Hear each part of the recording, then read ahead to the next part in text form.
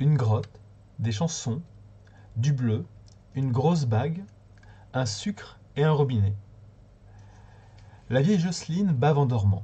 Si l'on en croit ses déclarations, elle mourra demain. Cela doit bien faire 25 ans qu'elle dit qu'elle va crever demain. Le lendemain arrive et elle est toujours là. On la surnomme la crevette. Le car ballotte la tête de la crevette dans les virages et pour chaque à-coup, le dentier de la vieille se décroche de sa mâchoire supérieure, descend de quelques centimètres et sort légèrement de sa bouche. Plus de 200 kilomètres que j'attends en vain qu'il tombe par terre. Le trajet est censé durer 6 heures. 6 heures en temps d'adulte, ce qui traduit en temps d'enfant donne approximativement 3 semaines et demie. Heureusement, il y a le Michou. Le Michou aime beaucoup chanter. Chaque fois que l'on part pour un voyage de l'amicale laïque, le Michou fait l'animation. Il plante son énorme bedaine au milieu de l'allée, il prend le micro initialement destiné au guide et il entame des chansons, parfois en français, le plus souvent en patois. Tout le monde rit dans le car. Je ne trouve pas ces chansons particulièrement drôles pourtant. Un jour, de retour d'un voyage, j'ai chanté à ma maîtresse l'une des chansons de Michou, ma préférée parce qu'elle parle de rivière et de famille. Toute l'école écoutait et la grosse boule que j'avais dans le ventre me disait que j'étais très impressionné. Afin d'en mettre plein les yeux à ma maîtresse, j'avais choisi le couplet contenant le plus d'expressions et de mots que je ne comprenais pas. S'ils étaient compliqués, ces mots devaient sûrement être savants.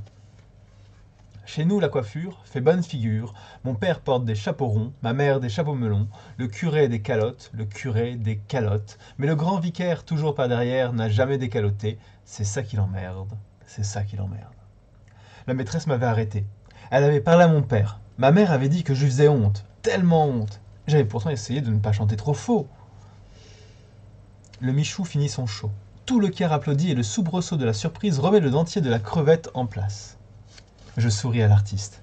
Il me tend le micro et me demande si je veux en chanter une. Ma grande-tante me fait signe d'y aller. Ma mère me dit oui avec son sourire et non avec ses yeux. Je réponds que je ne connais aucune chanson.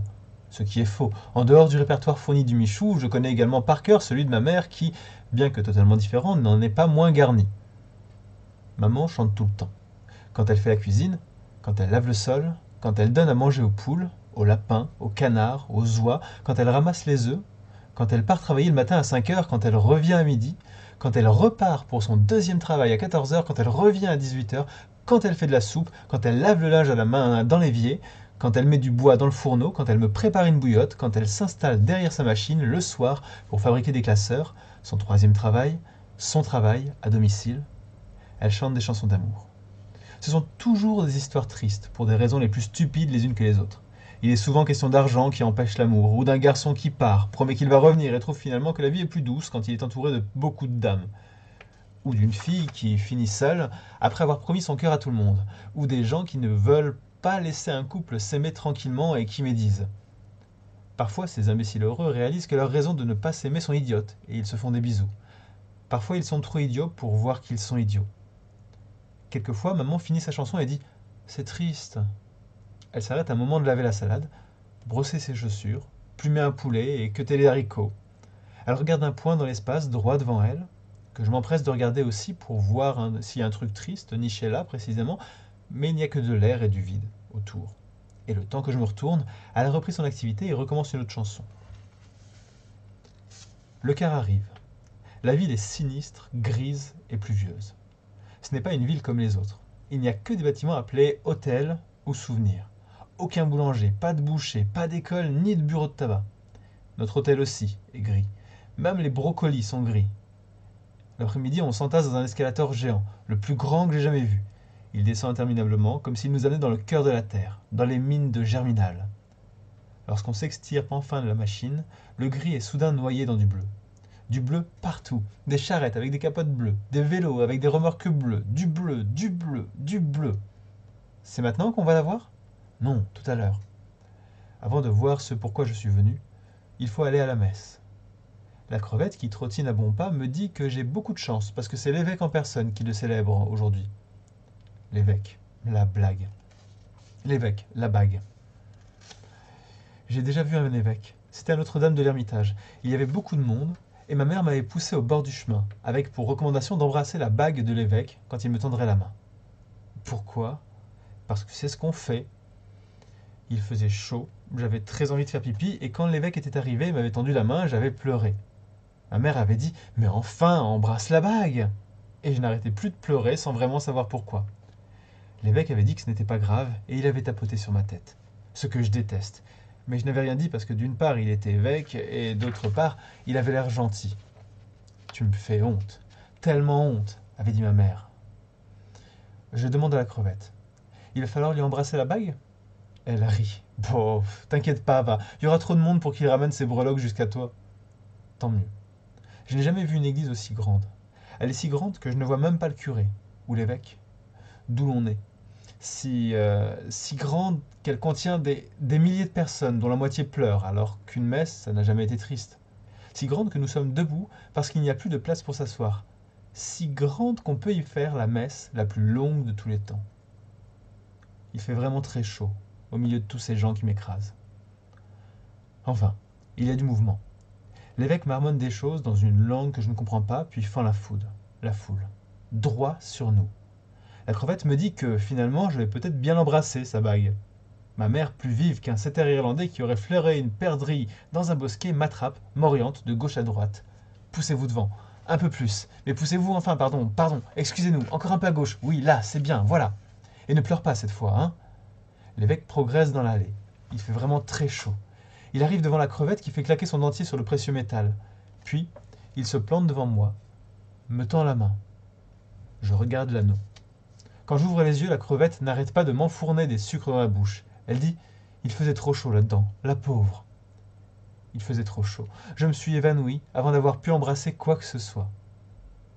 La crevette déballe un autre sucre. Je reconnais le papier, ce sont ceux de l'hôtel. Ma mère lui dit de ne pas dépenser tous ces sucres. La crevette répond « Mais non, je les ai pris pour mon chien !» Je déteste le goût du sucre qui fond dans ma bouche. Ça me donne envie de vomir. Le lendemain, on m'a promis que je pourrais enfin voir ce pourquoi je suis venu. 3 églises, 2 chapelles et 54 Notre Père plus tard, ma mère me dit « Allez, on y va !» Ce pourquoi je suis venu, c'est la grotte. Je l'ai déjà imaginé, visualisé dans ses moindres détails. Ce serait une petite grotte avec des rochers couverts de mousse, des rochers insolents comme tous les rochers que je connais. Devant la grotte, un ruisseau, des fleurs et des oiseaux qui viennent se ressourcer dans l'eau claire. Des papillons, à n'en pas douter. Au fond de la grotte, vraisemblablement très sombre, il y aura la mère de Jésus. Si elle n'est pas là, parce qu'elle est tout de même fort occupée, on sentira sa présence, sa trace. Parce que la mère de Jésus, ce n'est pas n'importe qui. Quand elle passe quelque part, on la voit, on la sent, on le sait. Un filet d'eau suintera entre les pierres de la grotte, et cette eau sera bénite. J'en prendrai un peu dans mes mains, je la boirai, et ma vie sera bénite aussi. J'aurai ce que je voudrais. Un répertoire Clairefontaine, un vélo, une gourmette avec mon prénom dessus, et aussi j'arrêterai de faire honte à maman. Je serai heureuse pour toujours. Mais pour l'instant, je ne vois rien de tout ça. Je ne vois que des malades partout. À tous, il manque quelque chose. Un œil, une oreille, un bras, les jambes. Je suis sûr d'en avoir vu passer sans tête. On traverse un pont. Je jette un coup d'œil à la rivière en dessous, marron, avec des sacs plastiques, des bouteilles, des étrons qui flottent. On se met dans une file. On fait la queue longtemps. On entre dans une espèce de cave ouverte, tout en ciment, éclairée par des spots géants. On arrive devant une statue de la Vierge flanquée de troncs en bois pour acheter des cierges. Ma mère en prend 2, m'en donne un, me dit de l'allumer. Je l'allume.